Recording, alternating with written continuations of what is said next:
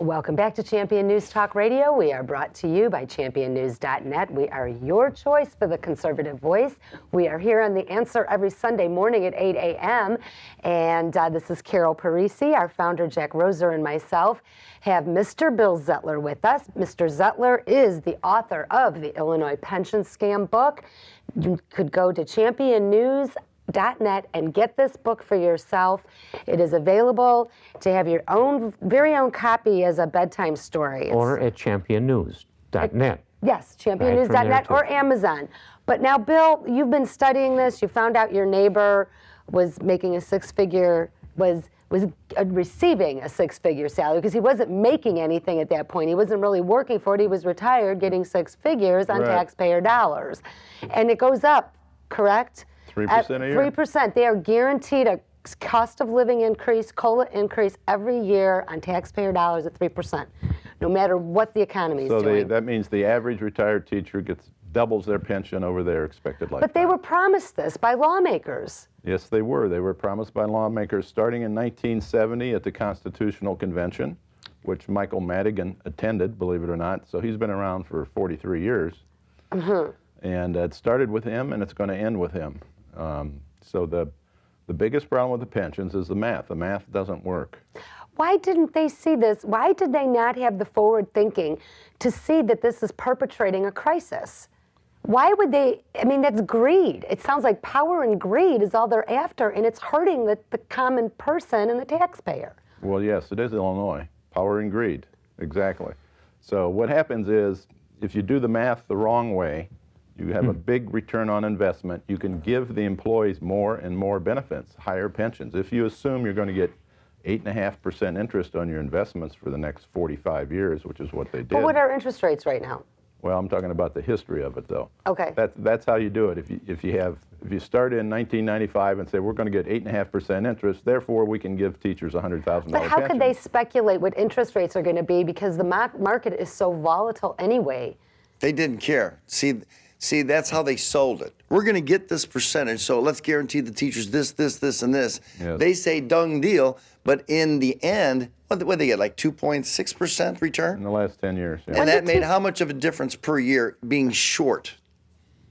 It was $25 billion for the 5 state funds in 2008 and 2009. $25 billion. $25 billion. Short, right. Bill, we're $25 billion short, but actually it's more than that. That was 2008, right. It's more than that. Just for that year. So you use these phony numbers, and you can say, like they do now, it's only $100 billion, but that's still using 8%. They're not going to get 8%. So Moody's says it's the higher the interest rate, the lower the debt is because the interest rate in the bonds pays it off. Right. That's the way it is, but the bonds are paying, well, look at your bank account. You're getting less than 1% on it. So this is not going to generate... 10-year Treasury bond pays 2%. Yeah. So there's no way they're going to get this number. But anyway, that's how you get to the point where you can say, we can pay a gym teacher $100,000 a year because we're going to get this return on investment. Let me ask you a question, and you may or may not know the answer. When did teachers become unionized? How long have they been unionized for? It hasn't been that. It hasn't been more than since the 70s or 80s, I'm thinking. Oh, it's further it goes back to the 50s, probably. Is it the 50s? I think so. Yeah. The NEA and the AFT, you get some frankness out of the president of the AFT. What's the AFT, the American Federation of Teachers? They're a little bit more like an old working man's union, and also they've copied the idiocy in the streets. How do you like it when you see in Wisconsin and in downtown Chicago people carrying signs and walking around and screaming things? And that's what's teaching your children. Those are teachers. There's some very good teachers, though. Listen, I'll straighten you out right away. Half the teachers are saints working in a dysfunctional system. I've said that for years. The other half are retired on the job, still on the payroll. It's a dysfunctional system, and I have the good teachers, the majority of them, I have a lot of sympathy for them.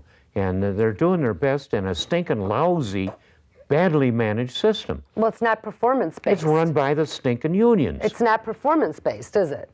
Not, No, of well, course it's not. performance-based for the good of the Madigan and his daughter and the stinking IEA union. It's managed for their good, and we've let them get away with it for years. It's gotten to the point where nobody can pay for that thing. Well, what are you going to do with really about a $100 billion debt, or 160 billion, a lot of smart people say, and Bill would tell you why there's various opinions on it, but there's no way you can pay a debt like that. There's bankruptcy that faces this thing, and you can't go bankrupt at the state level, but you sure in hell can go bust, and that's where Illinois is at. We're going bust. We're broke. We're broke. And these idiots have done it using our children as the reason for this stinking load of dough. Our taxpayers are paying a ton of money in real estate taxes to educate our kids, and the quality of the education gets worse and worse. We stink on an international level. We stink on any level. Our children are not well educated in Illinois. But the teachers' union is getting enough money to have corrupted the whole state. And keep in mind, you're going back to the Constitutional Convention. That was in the early 70s. You've got 30, 40 years. And there's law firms that do nothing else but figure out different angles, different ways of getting to that tax trough. That's what it's all about. They spend full time.